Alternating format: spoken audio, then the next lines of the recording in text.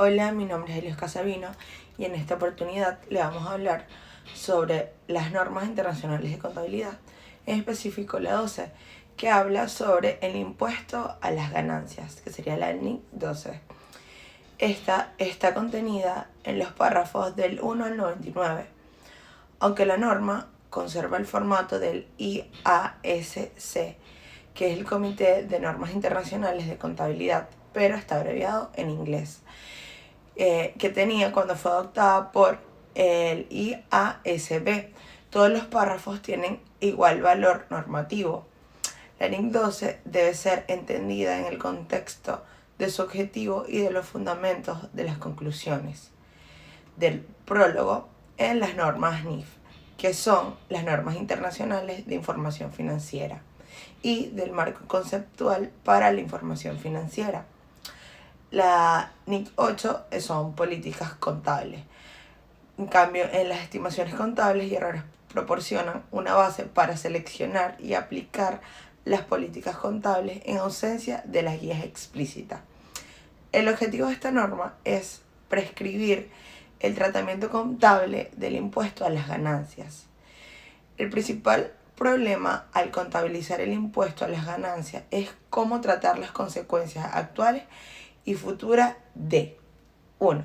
La recuperación, que sería la liquidación en el futuro de importe en libros de los activos pasivos que se han reconocido en el estado de situación financiera de la entidad. 2. También serían las transacciones y otros sucesos del periodo corriente que han sido objeto del reconocimiento en los estados financieros. Tras el reconocimiento por parte de la entidad que informa de cualquier activo pasivo, está inherente la expectativa de que recuperará el primero o liquidará el segundo. Por lo tanto, los valores en libros figuran en las correspondientes partidas. Cuando se habla probable de la recuperación o liquidación de los valores contabilizados, vaya a dar lugar a pagos fiscales, futuros a mayores o menores, de lo que se tendría que, si tal recuperación o liquidación no tuviera consecuencias fiscales, la presente norma exige la entidad que reconozca un pasivo o activo por el impuesto del impuesto diferido, con algunas excepciones muy limitadas. Esta norma exige que las entidades contabilicen las consecuencias fiscales de las transacciones y otros sucesos de la misma manera que contabilizan en esa misma las transacciones o sucesos económicos. Esta norma también aborda el reconocimiento de activos por impuestos diferidos que aparecen ligados a pérdidas, créditos fiscales no utilizados, así como la presentación del impuesto a las ganancias en los estados financieros, incluyendo la información a revelar sobre los mismos. Con respecto al alcance, en el alcance de esta norma, 1. Se aplicará en la contabilización de los impuestos a las ganancias. 2. Para los propósitos de esta norma, el término impuesto a las ganancias incluye a todos los impuestos, ya sean nacionales o extranjeros, que se relacionan con las ganancias sujetas a la imposición. El impuesto a las ganancias incluye también otros tributos, tales como las retenciones sobre dividendos, que se pagan por parte de una entidad subsidiaria asociada o negocio conjunto, cuando se proceden a distribuir ganancias a la entidad que informa. 3. Esta norma no aborda los métodos de contabilización de las subvenciones del gobierno. Véanse en la NIC 20, que son la contabilización de las subvenciones del gobierno e información a revelar sobre ayudas gubernamentales, ni de los créditos fiscales por inversiones. Sin embargo, la norma se ocupa de la contabilización de las diferencias temporarias que pueden derivarse de tales subvenciones o deducciones. Gracias. Esta fue todo mi punto. Espero que les haya gustado.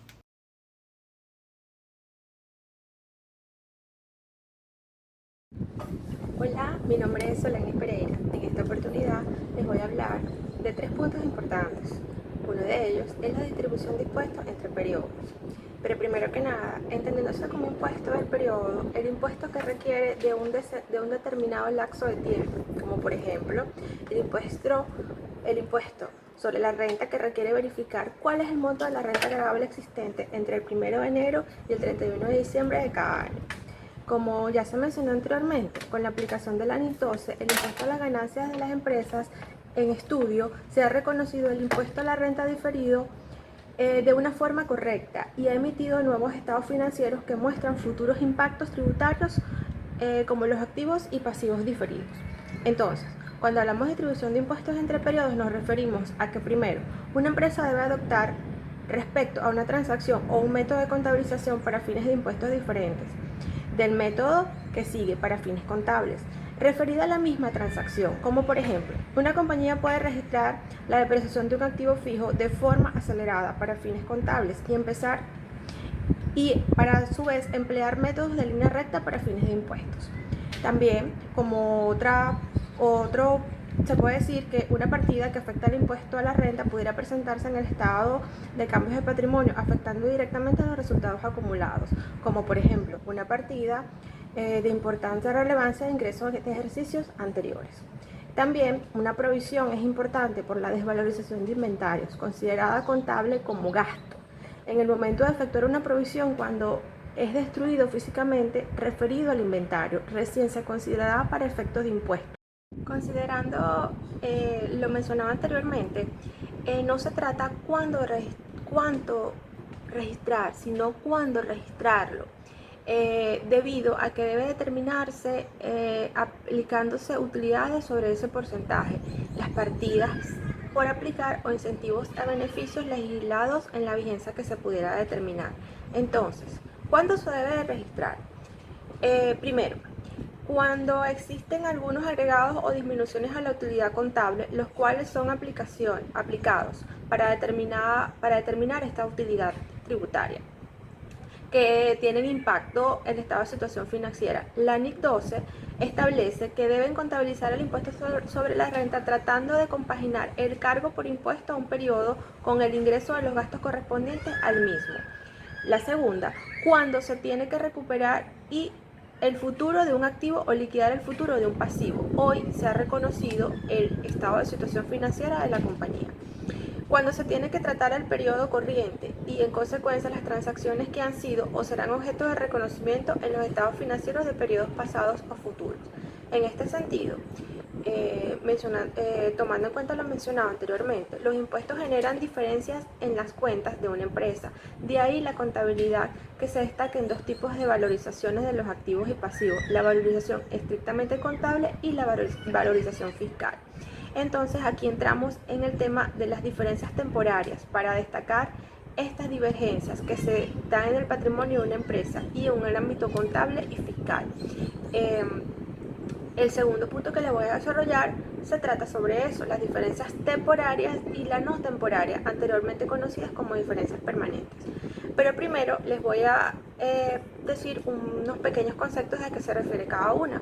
Las diferencias temporarias son aquellas que se revierten en uno o más periodos futuros. Las diferencias temporarias son causadas por las transacciones que afectan en periodos distintos a resultados contables y los resultados tributarios.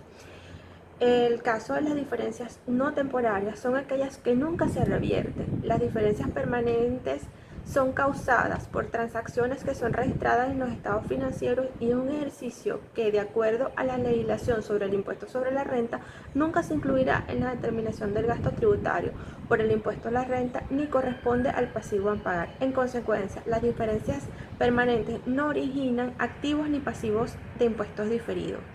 Estas ambas se caracterizan por deberían ser específicamente determinación de su origen. Deben ser significativas en un periodo de reversión, considerando que pudieran ser conocidos. No deben ser sustituidas por otras de naturaleza y monto semejante al momento de su reversión. Por otra parte, las diferencias temporarias son calculadas mediante el balance de situación, mientras que las diferencias temporales son calculadas a partir de las pérdidas y ganancias. se centran únicamente en las diferencias entre el ingreso y los gastos contables fiscales. Estas permiten calcular las diferencias existentes entre los pasivos y los pasivos fiscales, entre los activos y los pasivos fiscales, y no pueden ser expresados como diferencias temporales. Ahora bien, les voy a hablar sobre un tipo de método en particular que se desarrolla sobre este tipo de procesos. Actualmente se llama método individual, que anteriormente o mejor conocido como cartera o provisión para cuentas incobrables, pues.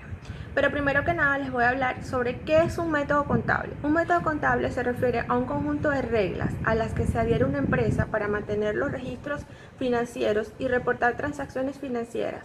Las transacciones se registran de manera que reflejen con precisión los estados reales de la organización. Para obtener cuáles son los ingresos reales de una organización, estas se originan mediante dos tipos de métodos que, como sabemos, las ventas a crédito de una organización no se recuperan al 100%, y de allí se debe estimar cuánto realmente obtuvo la empresa de ingresos en un periodo. Entonces, los métodos de la provisión de cartera, estos dos métodos son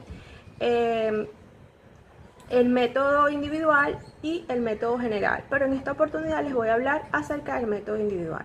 El método individual dice que mediante este método la provisión de cartera queda determinada aplicando un 33% de deducción como provisión sobre el saldo de aquellas cuentas por cobrar que tengan vencida más de un año. Se estima el 33% de estas cuentas incobrables. La importancia que tiene esta provisión de cartera radica principalmente que para concluir esta permite depurar la empresa lo que la empresa en realidad tiene. Permite también determinar con exactitud qué es lo que la empresa efectivamente puede cobrar de sus deudas. Si no se hiciera respectivamente la provisión de cartera de los estados financieros, mostraría unos valores irreales, puesto que mostrarán unas cuentas por cobrar que, si bien son reales, jamás se podrán cobrar, por lo que se estaría presentando una información contable inexacta y estaría mostrando algo que la empresa nunca podrá disponer.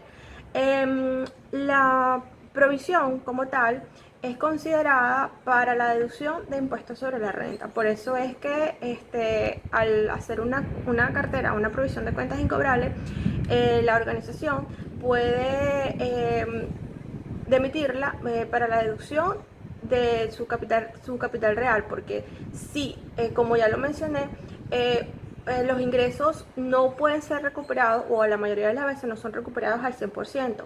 Entonces, acá es donde se viene creando este tipo de provisiones. ¿Para qué? Para que en la organización pueda ver cuáles fueron sus ingresos reales y así puedan legitimizar mejor, valga la redundancia, sus ingresos mediante la declaración de impuestos que se pueda generar en ese momento. Espero que les haya gustado. Muchas gracias.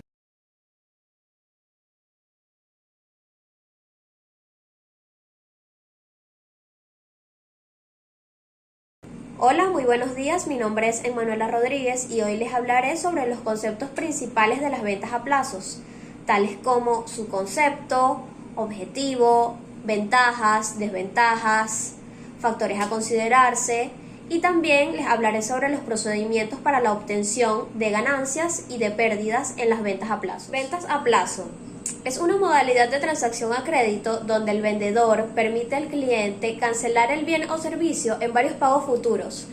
A estos abonos se les suele denominar cuotas. En otras palabras, las ventas a plazos permiten extender el pago por un bien o servicio por un periodo que puede durar meses o años. Usualmente se cobra o paga un importe inicial, el cual se denomina cuota inicial, y se acuerdan cuotas consecutivas a pagar o a cobrar, las cuales pueden ser mensuales, trimestrales, semestrales o cualquier otro periodo que se pacte. Bajo esta modalidad se venden infinidad de bienes y servicios, tales como apartamentos, casas, parcelas, equipos electrodomésticos, joyas, entre otros. El objetivo de la venta a plazos es darle al consumidor la comodidad de poder cancelar un producto en partes y no en un único desembolso de dinero que podría ser muy alto. El riesgo de pérdida del vendedor aumenta por el aplazamiento del cobro, por lo que usualmente se utilizan algunos de los siguientes artificios: retención del título de propiedad o venta con reserva de dominio, arrendamiento con opción a compra o transferencia de la propiedad con el reconocimiento de una hipoteca. Los importes a cobrar pueden estar pactados con intereses explícitos o implícitos. También pueden incluir el pago de una cuota inicial o no. La forma de pago puede ser un pago único al final del plazo del crédito, cuotas iguales y consecutivas o cuotas diferentes o no consecutivas. Y también pueden estar sujetas a intereses de mora o indexación por efectos de la inflación. El consumidor podría tener a su alcance una serie de bienes y servicios que de otra manera no podrá adquirir. También, al dotar al consumidor de este poder adquisitivo, se amplía notoriamente el mercado por el cual se aumenta la venta y con ello los beneficios del vendedor. Esto trae como consecuencia un aumento de la producción, lo que se traduce generalmente, de acuerdo con la capacidad de la empresa, en una reducción de los costos. Por eso puede generalizarse y decirse que al aumentarse las ventas se reducen los costos. Y además, la ampliación del mercado y el aumento de las ventas acarrean el aumento de la demanda de productos y servicios. Se paga el bien o servicio a un precio más elevado, ya que el vendedor recarga los intereses del crédito y gastos de cobranza. También el cobrador toma el riesgo de perder la inversión si por alguna causa se dejase de cancelar las cuotas al vencimiento. Y también puede incentivar peligrosamente el consumismo en cierto sector de la población que es vulnerable a caer en impago, por ejemplo, si se pierde el empleo. A pesar de la posibilidad que tiene el vendedor de recuperar el bien vendido, cuando no hayan sido cumplidos por el comprador los compromisos de pago, las pérdidas derivadas de los contratos de ventas a plazo pueden ser importantes, motivado a la obsolencia o mal estado de la mercancía recuperada, el alto costo de su recuperación, los elevados gastos de administración y cobranza, entre otros. Estos factores negativos pueden producir grandes pérdidas que ponen en peligro la estabilidad del negocio, por lo que deberían ser tomados en consideración por el vendedor cuando establezca su sistema a plazos. Para tratar de cubrir pérdidas en lo posible, la generalidad de estos sistemas estipula las siguientes normas. En primer lugar, la cuota inicial debe cubrir el costo de depreciación u obsolencia que sufre el bien durante los primeros plazos. Los periodos entre un plazo y otro no deben ser mayores a un mes. Los pagos periódicos deben cubrir la reducción de precio que va experimentando el objeto vendido. Y por último, el plazo total para la cancelación no debe exceder la vida útil del bien. Método porcentual. Indica las pérdidas o ganancias en ventas en base a los cobros realizados dentro de cada periodo económico, los cuales se repartirán proporcionalmente entre el costo de venta y la utilidad bruta en ventas. Este procedimiento se basa en el principio de convenir en que de cada cuota que se cobra, un cierto porcentaje es imputable al costo de las ventas a plazos y otro porcentaje a la utilidad de dicha venta. Estos porcentajes se calcularán lo más racionalmente posible luego de estudios comparativos entre los precios de costos y los precios de venta.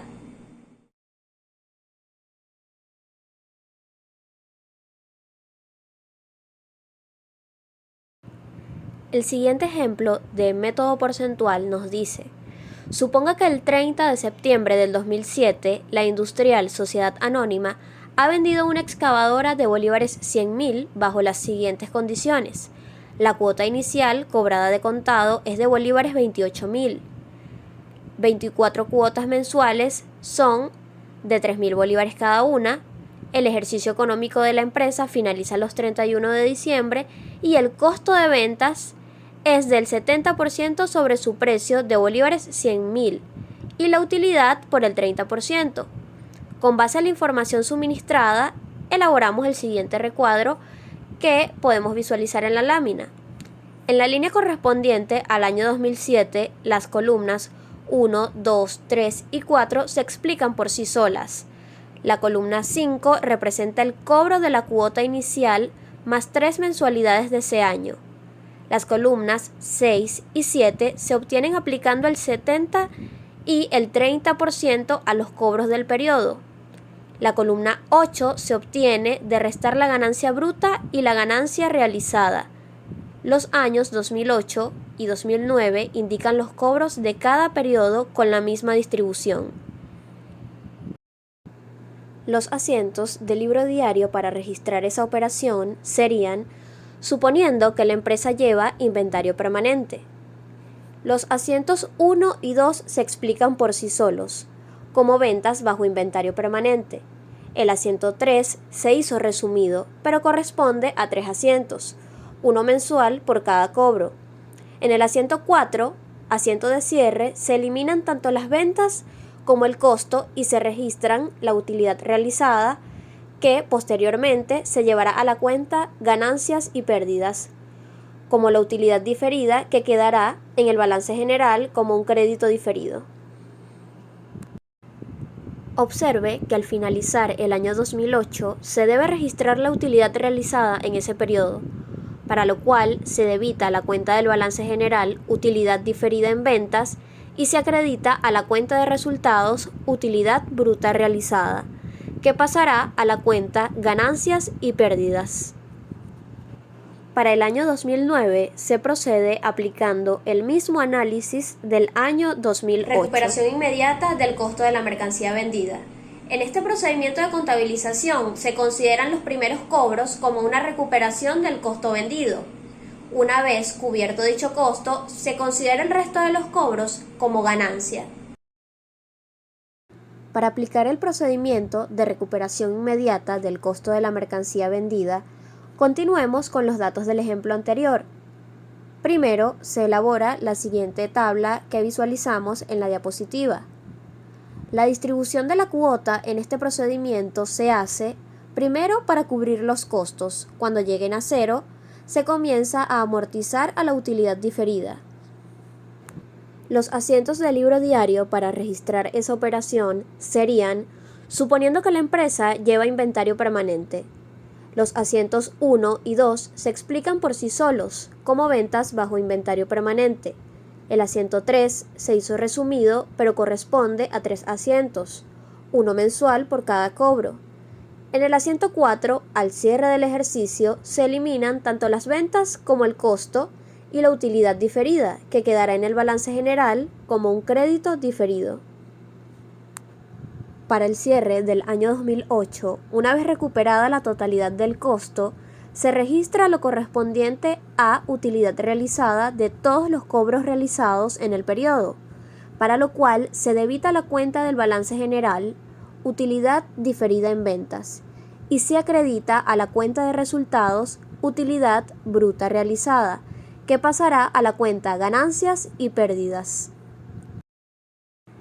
Para el año 2009 se procede a culminar el registro de la ganancia realizada.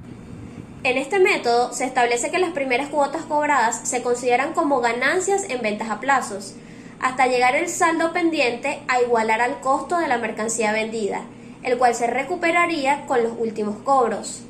Es factible llevar la contabilidad de las ventas a plazos de la misma forma que las ventas al contado. En este caso, las utilidades de las ventas a plazos, así como las posibles pérdidas que las mismas originen, deben imputarse al periodo en que se realicen. Para aplicar el procedimiento de recuperación inmediata de la utilidad de la mercancía vendida, continuemos con los datos del ejemplo anterior. Primero, se elabora la siguiente tabla. La distribución de la cuota en este procedimiento se hace primero para registrar la utilidad de la venta. Cuando llegue a cero, se comienza a recuperar el costo de la mercancía vendida. Continuando con los datos del ejemplo anterior, pero aplicando el método de recuperación inmediata de la utilidad, se tienen los siguientes asientos diarios. Los asientos 1 y 2 se explican por sí solos, como ventas bajo inventario permanente. El asiento 3 se hizo resumido, pero corresponde a 3 asientos, uno mensual por cada cobro. En el asiento 4, al cierre del ejercicio, se eliminan tanto las ventas como el costo y la utilidad realizada, que quedará en el estado de resultado como parte de la utilidad bruta en ventas. Para el cierre del año 2008, una vez registrada la totalidad de la utilidad, Solo resta registrar el cobro de cada pago para recuperar los costos de la mercancía vendida, cuenta que fue cerrada en el primer periodo de la venta a plazos.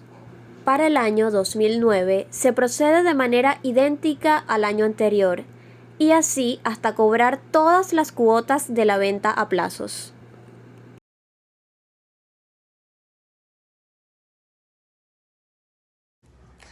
Hola, mi nombre es Livia Campos y voy a comenzar mi intervención hablando un poco sobre la aceptación de artículos usados como parte del pago en la venta de artículos nuevos. Como podemos deducir, hace referencia a una situación contable que se presenta cuando se aceptan artículos o bienes como parte de pago en la venta de otro artículo que en este caso está nuevo. En este caso particular se debe considerar el valor de mercado del producto que se recibe, siendo este el valor que un producto tiene como consecuencia de haberle aplicado la ley de la oferta y la demanda, es decir, lo que normalmente pagaría un comprador por ese artículo en condiciones normales de mercado. En el escenario particular de las ventas a plazo, la recepción de un artículo usado podría considerarse como parte de las cuotas o primas que el comprador debe hacerle a su proveedor, o en este caso, la persona que le está vendiendo o suministrando ese artículo. Muy bien, vamos a continuar con el apareamiento de ingresos y egresos. La contabilización de las ventas a plazo se hace siguiendo varios criterios, en los que se toma en cuenta la posibilidad de aparear los ingresos por dichas ventas con los egresos originados por las mismas y la facilidad administrativa y operativa que se tenga para ello. Algunas veces influye en la decisión de utilizar un método u otro la legislación fiscal de cada país, pero esto no es determinante. Los métodos son los siguientes. 1. La utilidad bruta se realiza al momento de la venta. Este es el sistema normal de contabilizar las ventas, tanto si estas son de contado como a plazo o a crédito. Al momento de hacer la venta, se carga el precio de la mercancía a cuentas a cobrar si es a crédito, a cuentas a cobrar a plazo si este es el método o a banco si se vendió de contado. El crédito se hace a la cuenta de ventas o ventas a plazo. Por otro lado, el costo de venta se calcula de acuerdo a la forma normal, reflejándose la diferencia entre costo de venta y precio de venta en el ejercicio en el cual se efectuó dicha venta, valga la redundancia. Es decir, se realiza la utilidad al momento de esa venta. 2. La utilidad bruta se realiza al momento de los cobros. Aquí se presentan tres escenarios. El primero es que los primeros cobros de los plazos se consideran recuperación del costo de venta y los últimos utilidad bruta. Esto también se conoce como método de la recuperación del costo. Cuando se vende un producto, una parte del precio de venta es costo de ventas y otra parte la utilidad bruta. Este método considera que mientras no se cobren los plazos suficientes para cubrir el costo de venta, no se realiza la utilidad bruta. El segundo sería que los primeros cobros de los plazos se consideran utilidad bruta y la última recuperación del costo de venta. Este método considera que los primeros cobros o las primeras primas son utilidad realizada y los últimos restitución del costo. Este es un sistema bastante alegre de calcular la utilidad, implica un procedimiento ilógico y no es utilizado. Generalmente se menciona solamente de manera informativa, pero no tiene valor práctico. Por último, cada cobro incluye recuperación del costo de venta y utilidad bruta. Esta es una forma más lógica de tratar la utilidad bruta en las ventas a plazo y es la más utilizada y la que más aceptan la mayoría de las legislaciones fiscales y específicamente la nuestra, la de Venezuela. Por ejemplo, el costo de ventas de un producto es el 60% del precio de venta, es decir, 6.000 sobre 10.000, y el 40% utilidad bruta. Cada vez que se cobra una cuota de bolívares 1.000, el 60% es restitución del costo, es decir, bolívares 600, y el 40% utilidad bruta realizada, es decir, 400. Por último, vamos a hablar sobre el método alterno para contabilizar el incumplimiento. El valor de las mercancías recuperadas por el incumplimiento del comprador debe llevarse a la contabilidad por el costo inicial, menos la parte de los pagos recibidos que corresponde a la recuperación del costo. Cuando, en caso de incumplimiento del comprador, no sea posible recuperación alguna, es deducible de la renta bruta el costo no recuperado. También ocurre, y lo vemos muy a menudo, que por el incumplimiento del contrato de venta, el vendedor se vea obligado a recuperar el bien vendido a plazo. Cuando esta situación ocurre, el asiento por la devolución presenta algunas características especiales que es necesario destacar. Pueden ocurrir dos casos. El primer caso es que la devolución sea en el mismo ejercicio de la venta. Vamos a suponer que antes de la fecha de cierre, el cliente manifiesta su deseo de no continuar pagando el bien al vendedor. Como consecuencia de que el ejercicio todavía no se ha cerrado, debe hacerse un asiento de cancelación del asiento original por la venta, reingresando la mercancía al inventario a su valor actual y llevando las diferencias a una cuenta que suele ser llamada ingresos y egresos por contratos incumplidos. El segundo escenario es que la devolución se haga en un ejercicio posterior a la venta. Si este es el caso, las cuentas de ventas y costos de venta relativas a la operación original ya no pueden ser revertidas, pues fueron canceladas contra pérdidas y ganancias en el cierre de su ejercicio respectivo. Adicionalmente, en el cierre se crea una cuenta que se llama utilidad bruta diferida por la parte no cobrada de la deuda, la cual necesariamente debe ser eliminada. Muchísimas gracias.